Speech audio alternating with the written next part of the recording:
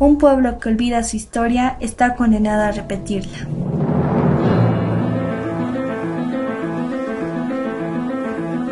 Escuela Superior de Formación de Maestros. De la Revolución de 1952 a la educación bilingüe e intercultural.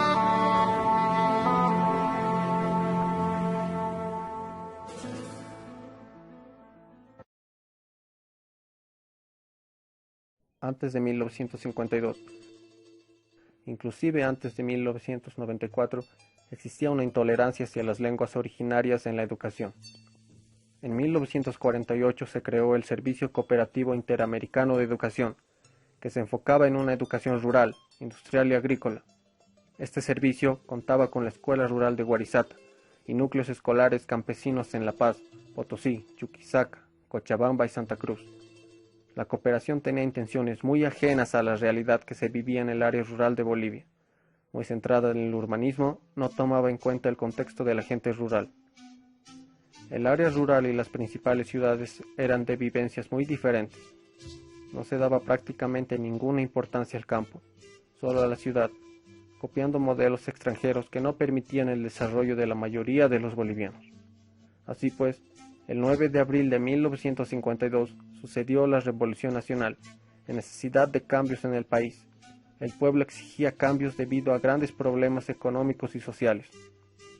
Luego de esta revolución, el gobierno organizó una comisión apoyada por muchos sectores, en el cual un tema a discutir fue el idioma que se debería emplear en el nuevo sistema escolar, particularmente en escuelas rurales. Finalmente se decidió emplear tanto el castellano como las lenguas indígenas. Por primera vez se permitieron las lenguas indígenas dentro del sistema educativo. En 1955 se ejecutó el Código de la Educación Boliviana, que trataba de occidentalizar el país, usando como instrumento la educación, un código muy individualista que trataba de adaptar la educación a un modelo occidental como el de los países dominantes. Los indígenas no podían integrarse completamente a la sociedad civil boliviana. Eran excluidos en muchos ámbitos, principalmente espacios de gobierno. La reforma educativa de 1953 y su posterior código de 1955 mantenían la idea de incorporar a la cultura nacional, a la vida nacional, a todos los pueblos indígenas. No se tomaba en cuenta la cultura de estos. El sistema se enfocaba en integrar a los indígenas en calidad de campesinos. Para 1985, los programas de educación rural comprendían materias relacionadas con actividades agropecuarias, como agricultura, artesanía, lenguaje, ciencias sociales y ciencias naturales. Las ciencias sociales eran de carácter memorístico, pero aún así se trataba de valorar la cultura de su comunidad, de las comunidades indígenas. El proceso de la educación bilingüe. Cuando en 1955 fue aprobada la acción alfabetizadora que se impondrá en zonas donde predomina la lengua originaria, y esta se aplicará como primera lengua y a través de ella recién se podrá aprender el castellano. El objetivo de este tipo de enseñanza bilingüe era la autovaloración de las culturas indígenas, porque además tenían base científica por la lectura de los quipus, y al usarse en la enseñanza el idioma originario, jamás se podrían olvidar el origen, su procedencia. Según el educador aymara Julio Tumiri, decía que en el siglo pasado la educación no estaba diseñada para los indígenas, porque a la escuela a las que ellos iban las transformaba la personalidad de los niños indígenas, convirtiéndoles en personas sin cultura, sin identidad, como un papel en blanco, y que estaban al servicio de la sociedad, porque a medida que el maestro les enseñaba lo que es ajeno, extraño a la cultura del niño indígena, éste iba alejándose cada vez más de su origen antiguo, iba alienándose a otro grupo de sociedad, quien la discriminaba y oprimía.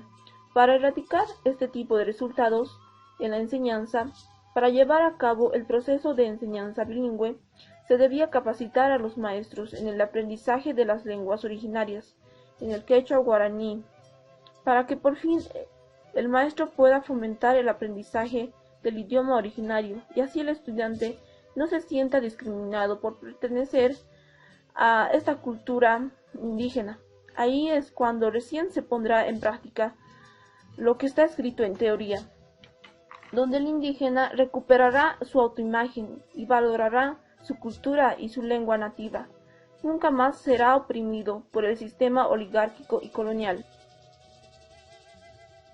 La reforma educativa de 1994 y el pluralismo cultural. En Bolivia existen varias identidades o culturas con características generales y específicas, como efecto del proceso histórico que les ha correspondido atravesar. Desde el Manifiesto de Tiahuanacu de 1973 hasta 1994, habían transcurrido 21 años, con relación al reconocimiento de la multiculturalidad y bilingüismo en el país. En cierta medida, la reforma educativa de 1994 hace una rememorización a aquel manifiesto. En esa ocasión, los aymaras habían manifestado un rechazo a la imposición de la educación alienante a través de la escuela rural, reivindicando su identidad en estos términos. La escuela rural, por sus métodos, por sus programas y por su lengua, es ajena a nuestra realidad cultural. No solo busca convertir al indio en una especie de mestizo, sin definición ni personalidad, sino que persigue igualmente su asimilación a la cultura occidental y capitalista. Para nadie era un secreto que el sistema escolar rural no había partido de valores culturales originarios. Si bien sabemos, los pueblos originarios eran portadores de una gran riqueza ancestral. Las normales rurales eran un sistema de lavado cerebral.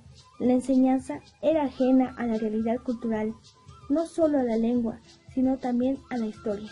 La enseñanza de la historia solo se refería a las batallas o revoluciones, presidentes y fechas históricas, pero nunca se mencionaba la lucha de los pueblos originarios, posiblemente por desconocer su historia o por considerarnos como un pueblo sin historia. La escuela indigenal, convertida en rural, era ajena a nuestros valores culturales, por sus métodos y programas. Los educadores aymaras, formados en las escuelas normales rurales, eran sometidos a los programas para repetir sus contenidos orientados hacia la cultura occidental, generando un desconocimiento casi absoluto de nuestra cultura. En cuanto a la realidad cultural, Bolivia ha sido caracterizada como un país pluricultural y multilingüe, donde al lado del castellano y de la cultura occidental convivían y conviven el aymara, el quechua, el guaraní y otras lenguas indígenas, además que superviven los valores culturales, la tecnología y ciencias ancestrales de los pueblos andinos y orientales. Bolivia, libre, independiente y soberano, multiétnico y pluricultural, constituida en república unitaria, adopta para su gobierno la forma democrática, representativa, fundada en la unión y solidaridad de todos los bolivianos.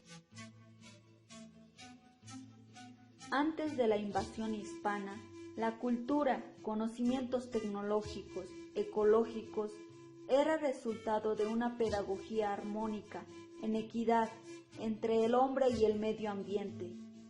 Pero, con la llegada de los europeos al nuevo continente, América, despreciaron al indígena por no considerarlo progreso. Empezó la supuesta civilización, considerando sacar al indígena de su sociedad, a través de la evangelización, para gobernar y eliminar sus creencias. La educación indígena en la colonia estaba organizado solo para la élite indígena, los caciques, y no así para la población indígena común, que de alguna manera se alfabetizaron en parroquias o trataron de mantener sus culturas. Durante los gobiernos liberales se implantó una educación indígena en áreas rurales, primero con escuelas ambulantes, hasta su establecimiento en áreas específicas. Elizardo Pérez, Alfredo Guillén formaron parte de la política de aniquilación de las culturas andinas amazónicas. Sin embargo, en la actualidad persisten las sociedades culturas del indígena, con un tanto de confusión de identidad.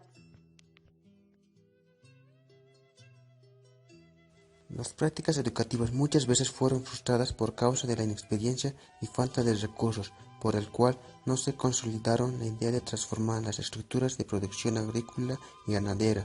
Al no haber un método específico de enseñanza, se aplicaron otros métodos como los de Crowley, Cousnet, Montessori, etc., que fue adecuado al criterio personal del profesor. El decreto del Estatuto de la Educación Indígena se estructuró en 3 clases de institutos o escuelas: escuelas elementales, escuelas de trabajo y escuelas normales y rurales. Esta implementación hubiera sido sumamente importante, pero no se dio el caso, por causa de cambio de gobierno en 1920. El nuevo gobierno de Bautista Saavedra no continuó con las políticas educativas anteriores, más los clausuró. Mientras tanto, en las diferentes escuelas provocó que su funcionamiento fuera incontrolable, al derribar la alfabetización con profesores improvisados. El problema con la educación autóctona, que se analizó en 1915 hasta 1930, fue frustrado por falta de visión y experiencia en centros urbanos, queriendo los maestros competir los niños de la ciudad con los niños del campo. El tratar de castellanizar a los niños aún al riesgo de borrar su idioma materno por la imposición forzada del castellano causó problemas fonológicos en el educando, pero nunca se destruyó su idioma materno. Unos aceptaron que se enseñase en 2 idiomas y otros no, con el argumento que la civilización del indio dependía de la castellanización para incorporarlo en la sociedad. Desde la creación de la República hasta 2006 hubo varios ensayos pedagógicos, unos positivos y otros negativos, sin una visión clara sobre el país. Se acudieron a expertos extranjeros o se envió a ciudadanos nacionales a capacitarse en el extranjero, y al intentar hacer esto en nuestra cultura no fue siempre atinado.